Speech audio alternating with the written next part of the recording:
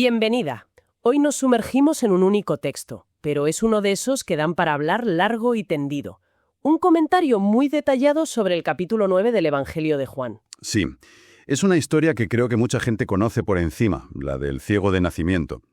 Pero cuando te paras a analizarla, te das cuenta de que es mucho más que un milagro. Muchísimo más. Es casi un thriller judicial y un tratado filosófico todo en uno. Totalmente. Y esa es nuestra misión aquí, ir más allá de la anécdota de la curación. Queremos explorar las ondas que provoca este acto. Claro. Veremos cómo una sola acción de Jesús desencadena un debate sobre la fe, la percepción, la autoridad religiosa y, sobre todo, una pregunta fundamental. ¿Quiénes son los que ven de verdad y quiénes los que están ciegos? Y para entender la magnitud de lo que pasa, hay que tener claro el ambiente. Esto no ocurre en un momento de paz. No para nada. Justo en el capítulo anterior, Jesús acaba de tener un enfrentamiento durísimo con las autoridades religiosas en el templo, hasta el punto de que intentan apedrearle. O sea que su vida corre peligro. Exacto. Y en medio de esa tensión, huyendo de la muerte, se detiene para realizar este milagro. El texto que analizamos lo describe como una señal, una ilustración práctica de su frase «Yo soy la luz del mundo».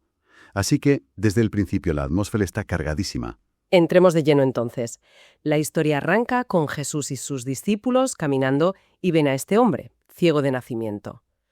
Lo primero que me llama la atención y que el comentario subraya es la compasión. Sí. A pesar del peligro que corre, como decías, Jesús se para.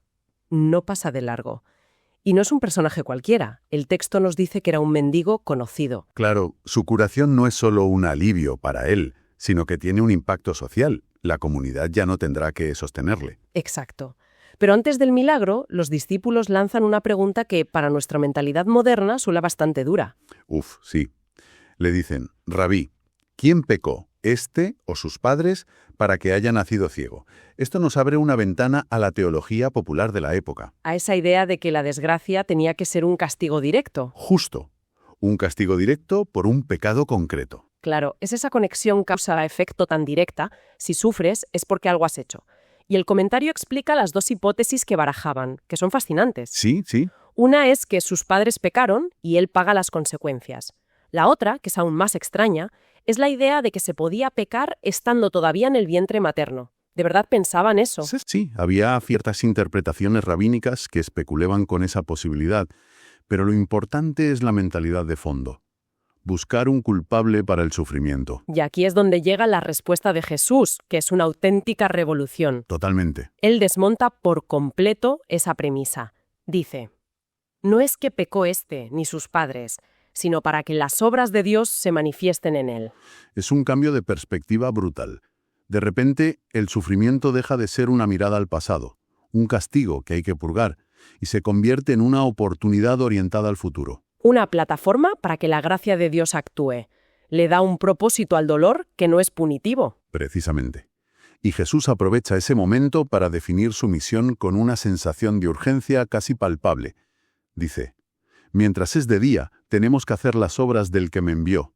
Llega la noche, cuando nadie puede trabajar. Y añade esa frase clave. Mientras estoy en el mundo, soy luz del mundo. La curación de la ceguera física se convierte en el símbolo perfecto de su misión más grande, traer luz espiritual a un mundo que anda a tientas. Es una declaración de intenciones en toda regla. Y el método que usa para la curación es peculiar. Sí, muy peculiar. No es un simple toque o una palabra. Escupe en el suelo, hace lodo con la saliva y se lo unta en los ojos. Es una imagen muy terrenal, muy física. El comentario que manejamos apunta a una paradoja genial. Jesús usa barro, algo que normalmente te ensuciaría y te impediría ver, como el propio instrumento de la curación. Es una acción cargada de simbolismo, y después de aplicarle el barro, no le cura al instante. Le da una orden. Ve a lavarte en el estanque de Siloé. Y esto es clave por dos motivos. Primero, pone a prueba la fe y la obediencia del hombre. Tiene que confiar en un desconocido y hacer algo que parece un poco absurdo. Enviado. Espera un momento, o sea que al mandarle a la fuente del enviado, simbólicamente le está mandando a sí mismo, al que se presenta como el enviado de Dios. Exacto. Es un juego de palabras muy potente. Es una pista teológica escondida a plena vista. ¡Qué bueno! Y hay un tercer detalle crucial que añade más tensión. Todo esto está pasando en sábado. Según las estrictas normas de los fariseos, hacer lodo o curar a alguien se consideraba trabajo. Y por tanto, una violación del día de reposo. Exacto. Jesús no está haciendo esto de forma discreta. Está lanzando un desafío directo a la autoridad religiosa. El hombre, al obedecer, se convierte en cómplice de este desafío. Así que el hombre se va, se lava y, por primera vez en su vida, ve. Y aquí es cuando la historia, en lugar de terminar, explota. Justo. No hay una celebración unánime, sino una enorme confusión en su barrio. Los vecinos no dan crédito. Es que la transformación es demasiado radical. El texto describe perfectamente el debate entre ellos. ¿No es este el que se sentaba a pedir limosna? Unos aseguran, sí, es él. Otros lo dudan. No, pero se le parece mucho. El cambio físico es tan completo que les cuesta reconocerlo. El análisis del texto lo conecta con la idea de la gracia transformadora. El cambio que Dios opera en una persona puede ser tan profundo que la convierte, a ojos de los demás, en alguien casi nuevo. Me encanta cómo, en medio de todo ese barullo y esa duda, la respuesta del hombre es de una simplicidad aplastante.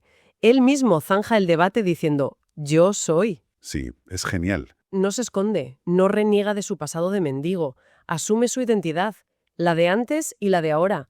Y cuando le acribillan a preguntas sobre cómo ha pasado, su testimonio es directo, sin adornos. Ese hombre, que se llama Jesús, hizo lodo, me untó los ojos y me dijo que fuera a Siloé a lavarme. Fui, me lavé y ahora veo. Simple. Y hay un detalle aquí que es fundamental para todo lo que viene después. Así, que cuando el hombre vuelve del estanque viendo, Jesús ya no está. Se ha ido. Exacto. Esto significa que el hombre ha sido curado por alguien a quien nunca ha visto. Tiene que defender un milagro increíble sin tener a su lado al autor del mismo. Todo el peso de la prueba recae sobre su experiencia personal. Y esa experiencia va a ser puesta a prueba, porque la cosa escala. Los vecinos, que no saben qué pensar, deciden llevarle ante las autoridades. Los fariseos. Y aquí la narrativa da un giro de 180 grados y se convierte en un drama judicial. Totalmente. Lo llevan ante el tribunal religioso, pero el crimen que se investiga no es la curación en sí, sino el hecho de que se haya realizado en sábado. Para ellos, esa es la ofensa. El comentario que estamos analizando desglosa su forma de pensar en un silogismo casi perfecto que revela su mentalidad. A ver, ¿cómo era esa lógica? Premisa mayor. Un hombre que viene de Dios respeta el sábado. Premisa menor. Este Jesús no ha respetado el sábado. Conclusión inevitable para ellos, Jesús no viene de Dios. El milagro es irrelevante. Exacto. La violación de su norma es lo único que importa. El problema, claro está, es que su definición de respetar el sábado se basaba en un montón de tradiciones humanas muy restrictivas, no necesariamente en el espíritu de la ley original. Pero el milagro es tan evidente que ni siquiera ellos pueden ignorarlo del todo. El texto dice que se produce una disensión, una división entre los propios fariseos. No hay un bloque monolítico. Y esa es una grieta importante. Algunos, los más dogmáticos, se aferran a su silogismo. Pero otros, quizás más honestos, plantean la objeción lógica. La pregunta evidente. Sí. Un momento, ¿cómo puede un hombre que es un pecador hacer señales como esta? Tienen la evidencia delante de sus narices y eso choca frontalmente con sus prejuicios. Se encuentran en un callejón sin salida. Como no pueden resolver su propio debate interno, vuelven a centrarse en el hombre. La presión sobre él va aumentando por fases. Sí, poco a poco. Primero le preguntan su opinión. ¿Tú qué dices del que te arrió los ojos? Y él, que empezó simplemente contando los hechos, ahora se atreve a dar una interpretación. Responde que es un profeta. Y esa valentía va creciendo. Al ver que no consiguen que se retracte y como siguen sin creerse el milagro, recurren a una nueva táctica. Llamar a sus padres. Creen que quizás todo es un montaje. Exacto. Pero los padres confirman los hechos. Sabemos que este es nuestro hijo y que nació ciego. Hasta ahí, bien. Pero cuando les preguntan por la curación, se echan para atrás. Se lavan las manos, ¿sí? Su respuesta es, como ve ahora, no lo sabemos. O quien le haya abierto los ojos, nosotros tampoco lo sabemos. ¿Edad tiene? Preguntadle a él. Es una respuesta llena de miedo. Y el texto nos explica la razón de ese miedo. Tenían pánico a ser expulsados de la sinagoga. Hay que entender lo que esto significaba. ¿Que no era algo menor? No, era una excomunión que implicaba la muerte social, el ostracismo total de la comunidad religiosa, social y económica, perderlo todo. Por eso su miedo es comprensible, aunque triste. Así que, al final, todo vuelve a recaer sobre el hombre curado. Lo llaman por segunda vez, y el tono se vuelve más amenazante. Sí, intentan intimidarle con una fórmula solemne: da gloria a Dios, nosotros sabemos que ese hombre es pecador. Es como decirle: deja de mentir y di lo que queremos oír. Di que esto es obra de Dios y no de ese impostor. Justo, pero el hombre ya no es el mismo mendigo pasivo del principio. La experiencia le ha dado una confianza inquebrantable. Y su respuesta es una de las frases más memorables de toda la narración. Si es pecador, no lo sé. Una cosa sé, que yo era ciego y ahora veo. Es demoledor. Es el poder de la experiencia personal frente a la teoría abstracta. Les está diciendo: podéis debatir toda la teología que queráis, pero esta es mi realidad. Negadlo si podéis. Y no se queda ahí. Su confianza ha crecido tanto que pasa a la ofensiva, usando el sarcasmo como arma. Cuando le insisten, Sí, los fariseos, frustrados, le vuelven a preguntar, y él les responde con una ironía finísima: ya os lo he dicho y no habéis querido oír. ¿Por qué lo queréis oír otra vez? ¿Queréis también vosotros haceros sus discípulos? es brillante. Les está devolviendo el espejo y exponiendo su obstinación. Un mendigo sin estudios poniendo en jaque a la élite intelectual. Y claro, cuando te quedas sin argumentos, ¿qué te queda? El ataque personal. La reacción de los fariseos es furiosa. Y revela su verdadero pensamiento. Le gritan: tú naciste del todo en pecado y nos enseñas a nosotros. Vuelven a la misma premisa que Jesús había demolido al principio. Su ceguera era la prueba de que era un pecador irredimible. Como no pueden refutar la evidencia, descalifican al testigo. Es el colapso total de su argumentación. Y el acto final de esa derrota intelectual es un acto de poder bruto. Y le expulsaron. Cumplen la amenaza. Por decir la verdad, por ser fiel a su experiencia, el hombre lo pierde todo. Es arrojado a la oscuridad social justo cuando acaba de recibir la luz física. Parece el final de la historia, y sería un final muy amargo. Pero entonces la narración da un último giro. ¿Qué pasa después de que lo expulsen? Aquí llega el clímax emocional y espiritual. El texto dice: oyó Jesús que le habían expulsado, y hallándole. O sea que Jesús lo busca. Él activamente va en busca de la persona que acaba de ser marginada y rechazada por defenderle. Es una imagen potentísima del pastor que busca a la oveja herida. ¿Un acto de solidaridad frente al rechazo de las autoridades? Exacto. Lo encuentra y el diálogo que tienen es increíblemente directo. Jesús le hace la pregunta fundamental: ¿crees tú en el Hijo de Dios? Y la respuesta del hombre es de una honestidad total. No dice si ciegamente. Pregunta: ¿y quién es Señor para que crea en Él? Está dispuesto a creer, pero necesita saber en quién. Y entonces llega la revelación. Sí. Por primera vez, Jesús se revela de forma explícita y personal. Le has visto. El que está hablando contigo, ese es. Es un momento cinematográfico. Es la primera vez que este hombre puede ver físicamente al hombre que le sanó y en ese mismo instante descubre su verdadera identidad. La vista física y la vista espiritual por fin convergen. Y la respuesta final del hombre es la culminación de todo su viaje. Ya no hay dudas, ni debate, ni ironía. Solo hay fe. Dice: creo, Señor. Y le adoró. Ha completado el círculo. Ha pasado de ser un mendigo ciego y anónimo a un testigo valiente y, finalmente, a un adorador. La escena podría terminar ahí, pero hay una coda final. Hay algunos fariseos cerca, escuchando. Sí. Y Jesús pronuncia una frase que es a la vez una sentencia y el resumen de toda la historia. Para juicio he venido yo a este mundo, para que los que no ven, vean, y los que ven, sean cegados. Es una paradoja tremenda. ¿Cómo hay que entender eso? El comentario lo explica muy bien. Es la gran inversión de la historia.